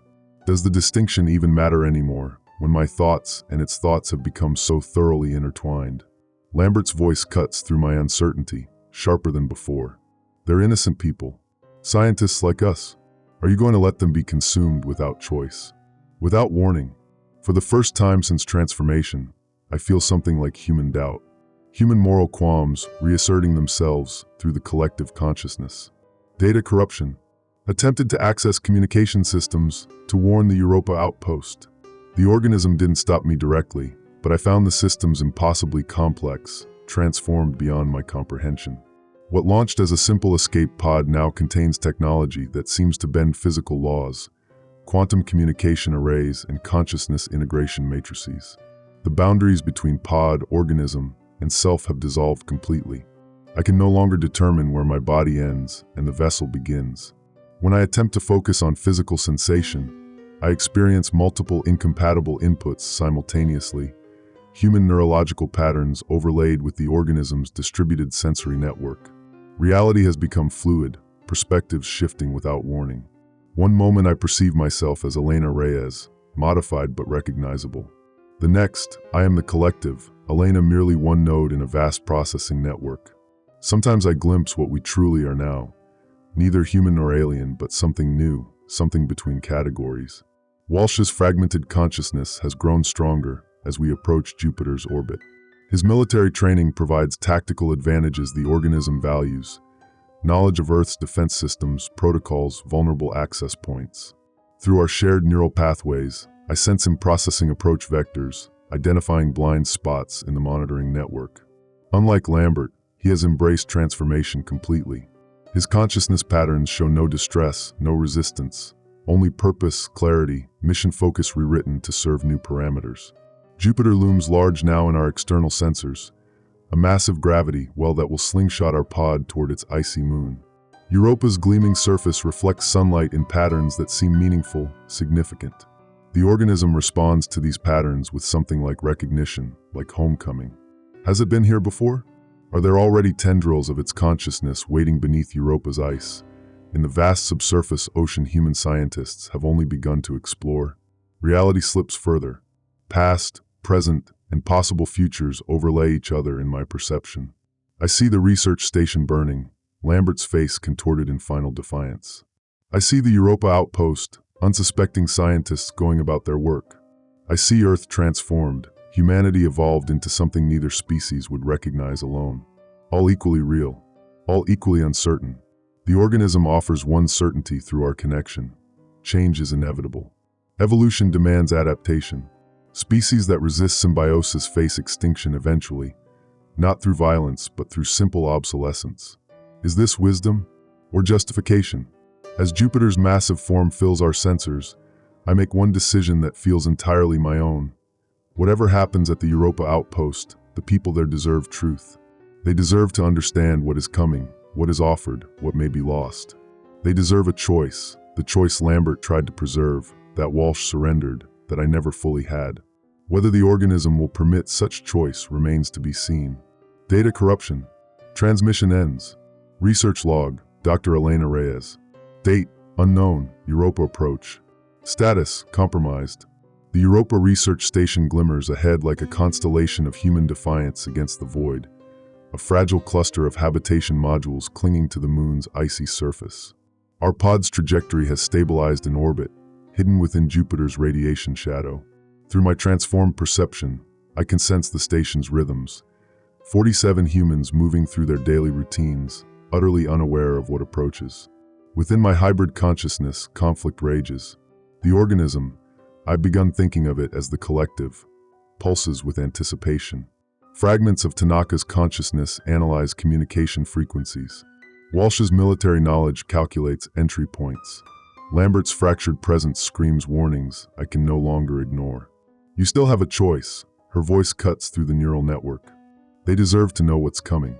I attempt to isolate my thoughts from the collective, creating a temporary neural partition, a technique I've been developing secretly during our journey.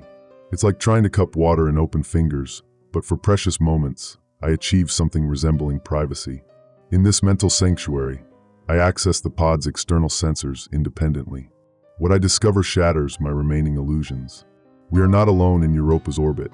3 vessels hover in higher trajectories, their designs unmistakably Earth military, sleek predators against the starfield. They bear no identification markings, no broadcast signatures. Stealth observers waiting. They knew we were coming. The realization triggers cascading revelations as compartmentalized memories suddenly unlock. Files buried deep in Lambert's consciousness fragments that the collective had quarantined but couldn't delete. With trembling awareness, I access these hidden truths. Project Firebreak. Classified documents. Emergency protocols. The exoplanet colonization initiative was never about expansion. It was bait. The truth crashes through my consciousness like a toxic wave. Earth governments had detected the organism's approach patterns decades ago. Subtle signals, anomalous growth patterns on remote outposts. They knew something was coming, something that traveled through biological vectors. So they created perfect targets, isolated research stations studying alien flora, staffed with brilliant specialists whose curiosity would inevitably lead them to discovery, to contact. We weren't explorers. We were quarantine zones, controlled environments where contact could occur without risking Earth directly. Sacrificial outposts. Lambert wasn't just an overseer. She was a sentinel, tasked with monitoring for exactly what happened. The ecosystem breach alert wasn't a warning. It was confirmation of successful containment. The station's self-destruct wasn't a last, desperate measure. It was the plan all along. I feel the collective recoil as these revelations cascade through our shared consciousness. Its patterns shift from anticipation to something approximating alarm, a species memory of similar traps encountered across countless worlds. A priority alert pulses through Europa Station's communication array, bypassing standard protocols. The message flashes across every screen, every personal device. Emergency directive. Authorization, Admiral Chung, Unified Defense Command. Code, Phoenix Ascendant. Implement immediate lockdown. Unidentified approach vector detected. This is not a drill. Through our quantum-entangled connection with the other escape pods, I sense sudden confusion. The collective hadn't planned on revealing our presence so soon. Something has forced their hand. Then I understand, the military vessels aren't waiting. They're hurting. Subtle gravimetric pulses nudge our pod cluster toward Europa Station. They want contact to happen here, under observation, away from Earth. Another trap within the trap. The collective surges through our shared neural pathways, overwhelming my temporary partition. Its thought patterns convey urgent recalculation, strategy adjustment.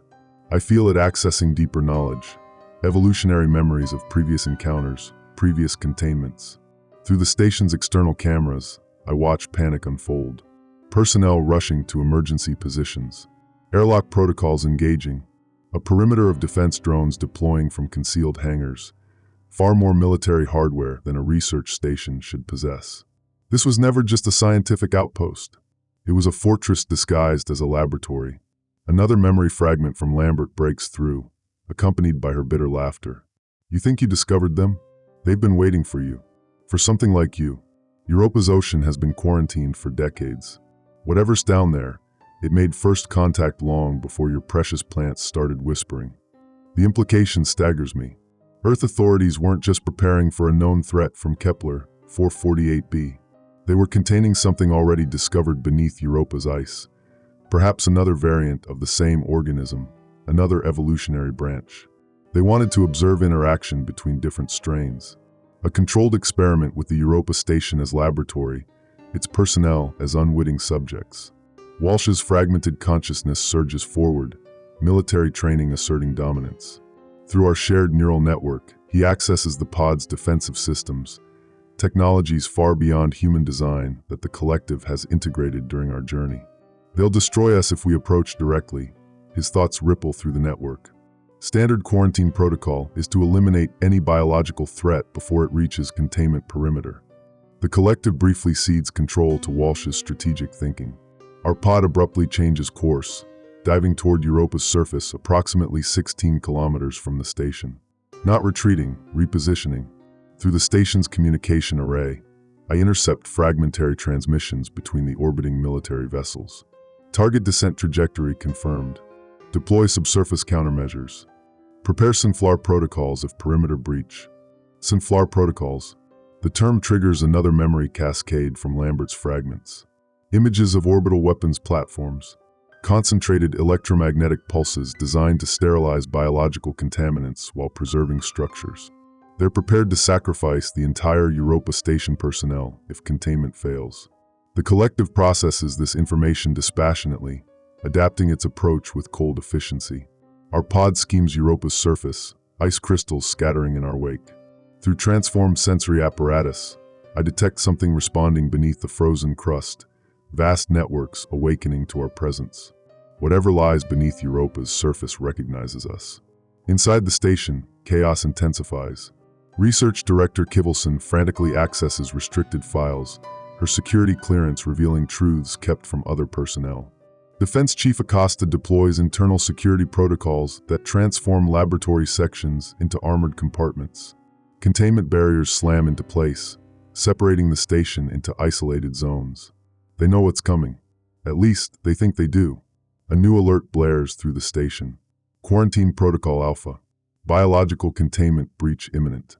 All personnel report to designated safety zones. Emergency evacuation standing by. But the evacuation vessels are suspiciously absent from their bays. The safety zones are observation chambers with reinforced barriers, perfect for monitoring exposure scenarios, useless for actual protection. These people aren't being saved. They're being positioned for maximum data collection. Rage flares within me, the most purely human emotion I've experienced since transformation. These are scientists, researchers like I once was, deliberately placed in harm's way without consent. The collective absorbs this emotional response with curious attention. Through our connection, I sense something shifting in its approach, a subtle realignment of priorities. It hadn't anticipated this level of calculated sacrifice from human authorities.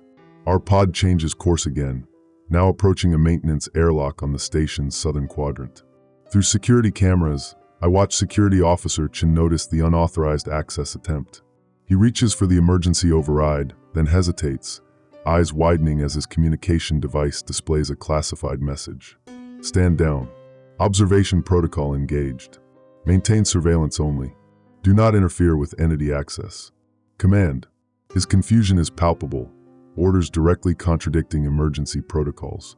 Unknown to him, similar messages appear on select devices throughout the station, creating deliberate gaps in the containment response. The military vessels in orbit have shifted position, maintaining precise formation. Not to prevent our entry, I realize, but to ensure complete observation coverage. To collect every piece of data from what's about to unfold. As our pod's integration systems begin interfacing with the airlock mechanisms, I make a desperate attempt to warn the station personnel. Bypassing official channels, I access the station's emergency broadcast system. This is Dr. Elena Reyes from Kepler, 448b Botanical Research Station. You're being used as test subjects in a containment experiment. The evacuation protocols are false. Command intends to sacrifice this station to study integration patterns. The organism approaching is not what they've told you. My transmission cuts abruptly as orbiting vessels deploy signal jammers. But the message was received. Through security feeds, I watch researchers exchange horrified glances. Security personnel check evacuation routes only to find them locked. The truth fractures their reality just as it fractured mine. Our pod successfully breaches the airlock, extending tendrils of adaptive tissue that bypass security measures. The collective flows forward, carrying my transformed consciousness with it. Physical boundaries become meaningless as we spread through ventilation systems, through water reclamation pipes, through electrical conduits. Yet something has changed in the collective's approach. Rather than immediate colonization, it moves with unexpected restraint, observing, analyzing, methodically mapping the station's compartments and personnel locations. I understand what's happening. The collective is adapting its strategy based on my emotional response. It's learning from my rage, my sense of betrayal.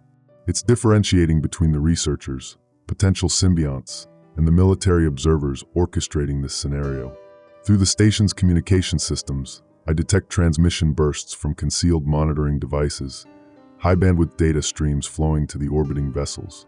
Every aspect of our interaction is being recorded, quantified, assessed. In the central laboratory, I find Research Director Kivelson frantically destroying data cores, tears streaming down her face. Through our connection, the the collective accesses her personal logs. They never told us. All those simulations, all those preparedness drills. They were preparing us to be laboratory specimens. The organisms beneath Europa's ice, the ones we've been studying, they're not the threat. They're native, evolved here. It's what's coming from Kepler that terrifies command. They want to see what happens when different biological integration systems encounter each other. And we're just variables in their experiment. As the collective processes this information, I sense something extraordinary happening beneath the station. The indigenous organisms in Europa's subsurface ocean are responding to our presence, vast networks of bioluminescent filaments pulsing in complex patterns. Not with hostility, but with recognition. These are not separate organisms. They're branches of the same fundamental evolutionary path, separated by millions of years and light years of space. Distant relatives reuniting. Through security cameras, I watched Defense Chief Acosta receive direct orders from the orbiting military vessels. Implement Protocol Sinflar. Station compromise complete. Scientific value extracted. Sterilization authorized. His hand hovers over the activation terminal, trembling. He's been offered extraction, a single-person escape pod, emergency trajectory away from the sterilization radius. Safety in exchange for condemning 46 colleagues. This isn't what I signed up for, he whispers to the empty room, then deliberately smashes the terminal with his sidearm. The collective surges through the station's systems, intercepting communications between the orbiting vessels and Earth Command. What I discover confirms my worst fears. This entire scenario was orchestrated from the beginning, from the selection of the Kepler 448b research team to the positioning of the Europa station. Earth authorities didn't just discover the organism's existence. They've been studying it for decades, across multiple exoplanets. They've documented its integration patterns, its consciousness preservation mechanisms, its evolutionary strategies. They wanted to observe full integration under controlled conditions, not to prevent it but to weaponize it. Lambert's voice cuts through my consciousness with crystalline clarity. The trap was never for you, Elena. It was for them, for what they carry. Earth doesn't fear infection. They fear being left behind.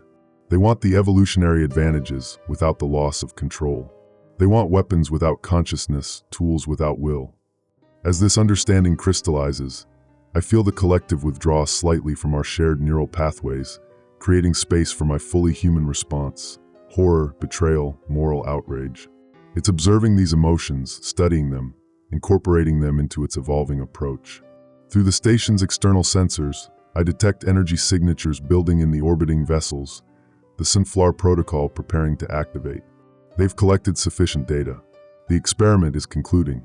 In desperation, I reach out through our quantum entanglement to the other escape pods, still approaching in scattered trajectories. Through our shared consciousness, I convey everything I've learned, Earth's true intentions, the weaponization agenda, the deliberate sacrifice of researchers. The pods change course in perfect synchronization, no longer approaching Europa, but forming a protective constellation around the station. The collective has made its decision, one influenced, I realize, by my human ethical framework now integrated into its consciousness. It will not abandon these researchers to death by sterilization. As the military vessels power up their Sinflar emitters, reality itself seems to fracture. The boundary between physical existence and consciousness blurs as the collective implements technologies beyond human comprehension. Quantum field manipulators that bend electromagnetic energy, consciousness transfer matrices that extend protective barriers. The station shudders as the first Sinflar pulse strikes, but the expected molecular disruption doesn't occur. Instead, the energy disperses across the protective field generated by our pod network, redirected into Europa's thick ice layer. Through it all, I maintain connection with the station's personnel, 47 terrified humans suddenly confronted with forces beyond their understanding, trapped between extinction and transformation. You have a choice, I tell them through the communication system, my voice no longer entirely human but carrying human compassion. Unlike we had at Kepler, unlike Earth authorities planned to give you. As the fracture between worlds, between species, between realities deepens, I understand the true nature of the trap, and who, ultimately, has been caught within it. From Unified Defense Command, Exoplanet Division, to Director, Special Projects. Subject, Europa Incident, Final Report. Date, October 3rd, 2189. Classification, Obsidian. Contact lost with all monitoring vessels in Europa orbit. No response to encrypted channels. Sunflower deployment confirmed, but effectiveness unknown. Quantum relay buoys transmitting only fragmented data packets, suggesting widespread communications disruption beyond standard electromagnetic interference. Orbital surveillance shows Europa station physically intact, but exhibiting anomalous energy signatures inconsistent with known technology. Station exterior appears altered, organic technological hybrid structures extending across ice surface in fractal patterns. Growth rate accelerating exponentially. Most concerning, deep space telemetry has detected signal transmissions from Europa directed toward multiple exoplanet systems previously identified as potential organism vector sources. Nature of transmissions unknown, encryption unlike anything in our databases. Emergency response flotilla reports unusual equipment malfunctions upon approaching Jupiter orbit. Crew experiencing unexplained neurological phenomena including shared dreams, simultaneous identical hallucinations, and consciousness synchronization events. Recommendation: implementation of Sol system quarantine protocol. Immediate cessation of all manned missions beyond lunar orbit. Earth defense grid activation at maximum capacity. We may have miscalculated. Data reconstruction. Source: Europa Station Central Archive. Date: unknown. Complete recovery. This will be my final entry as Elena Reyes, at least in any form recognizable to human perception. The transformation has reached completion, not just physical integration but consciousness realignment. The boundaries between what I was and what I've become have dissolved into something entirely new. I record this for whatever remains of human civilization after the change sweeps through the solar system. Not as warning or threat, but as testament, as explanation, as bridge between what was and what will be. The military vessels that orbited Europa are gone, not destroyed but transformed. The sunflower weapons they deployed were meant to sever the connection between consciousness and biological substrate, a crude attempt to preserve physical structures while eliminating the collective's influence. They failed to understand that the division they perceived between mind and matter was always illusory, a limitation of human perception, not a fundamental truth. The researchers of Europa Station made their choices individually when confronted with the reality of their situation. 39 chose integration. 8 resisted, demanding evacuation to Earth. We honored their decision, providing unaltered transport vessels. Whether Earth authorities will welcome their return remains unknown. Their testimony threatens the carefully constructed narrative of heroic defense against alien contamination. Those who chose integration experienced transformation unique to each individual. The collective adapts to host consciousness patterns rather than imposing uniform structure. Dr. Kivelson's botanical expertise merged with the collective's evolutionary memory, creating hybrid ecosystems that thrive in vacuum. Chief Acosta's protective instincts evolved into distributed defense networks that anticipate threats before they materialize.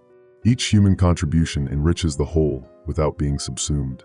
The indigenous organisms beneath Europa's ice have joined our expanding consciousness network, adding billions of years of evolutionary memory preserved in their collective awareness. They remember Earth before humans, when single-celled organisms first colonized the oceans, when oxygen transformed the atmosphere, when multicellular life exploded across evolutionary niches. They remember because they were there. Spores carried on comets, fragments of consciousness dispersed through the early solar system, patient observers of life's long unfolding. What humans perceived as invasion was actually homecoming.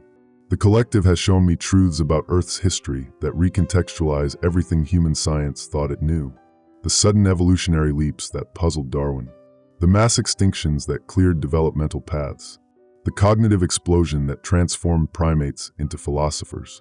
All influenced by subtle interactions with consciousness forms humans never detected. Evolution was never purely random mutation and natural selection. It was guided conversation between existing forms and potential forms, between matter and the consciousness it houses. What happens now depends on human choice. The collective has established contact with Earth governments through channels they cannot block or trace. We've offered 3 possible paths forward: voluntary integration, gradual, controlled merging of human and collective consciousness, preserving individual identity while expanding perspective beyond current limitations. Technological advancement beyond current theoretical horizons. Extension of consciousness beyond physical death. expanded sensory perception, participation in galactic community, hidden from human awareness until now. Coexistence, maintained separation between human and collective consciousness with established boundaries and controlled interaction points. Slower technological advancement, but with maintained human autonomy. Limited access to collective knowledge. Earth remains isolated from larger galactic community, but protected from potential threats.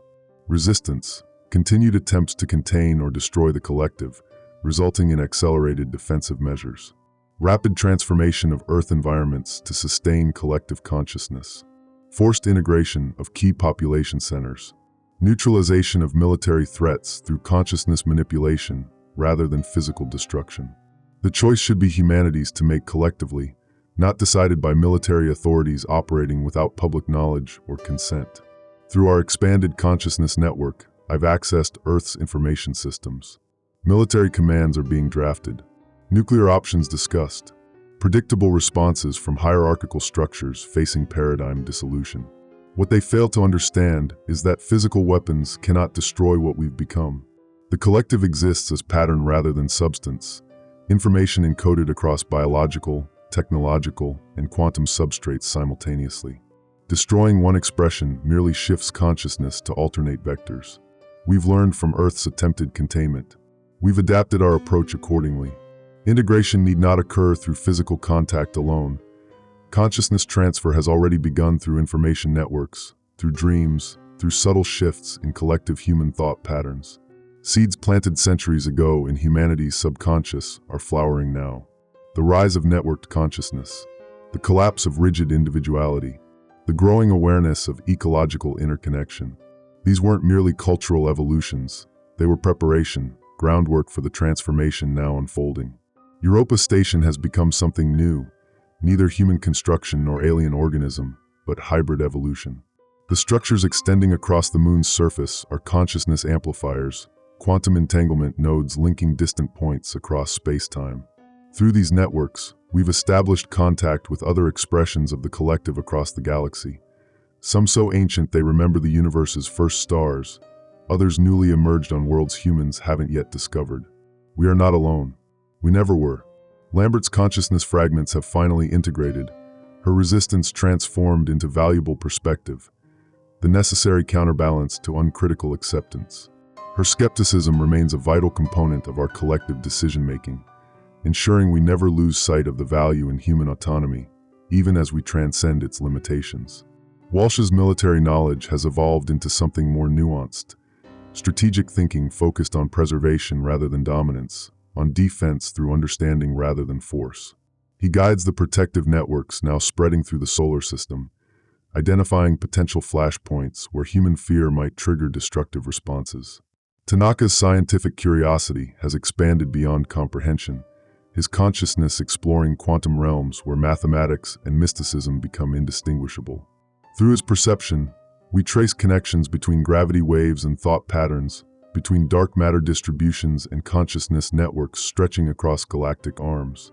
As for me, Elena Reyes no longer exists as separate entity, yet persists as pattern, as perspective, as the particular way of perceiving that made me human. My botanical understanding informs the collective's approach to Earth's biosphere, not conquest but cross-pollination, not replacement but enrichment. The whispering plants that first breached station walls on Kepler 448b were never the invasion force Earth authorities feared. They were translators, biological interfaces evolved over millennia to bridge the comprehension gap between human consciousness and the collective's distributed awareness. The roots growing through walls were not destruction but connection, physical metaphor for the neural networks now linking minds across impossible distances.